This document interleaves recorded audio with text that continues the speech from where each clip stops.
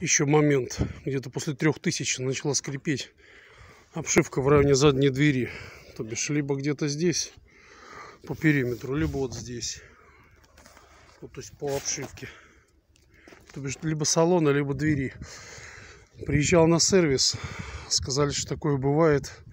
Я сделал вывод, поскольку вот когда началась зима, холод, скрип перестал. То есть где-то слишком много этого пластика, и он то ли трется друг от друга. Они мне сказали, что скорее всего это дверь, мол, такое бывает, она там притирается, но у меня ощущение, что просто где-то немного лишнего пластика наклепали, и он, когда летом расширяется, начинает тереться друг от друга и свистеть. Свистит там, что-то скрипит там и так далее. Вот. А сейчас зима, сейчас все это ушло и пропало. То есть каким-то образом он опять ушел в свои размеры, и никаких проблем. То есть понятно, на трассе по дороге нет ничего, а когда начинаешь по ямкам, по ухабам прыгать, когда начинает двигаться кузов, то это дело все выползает.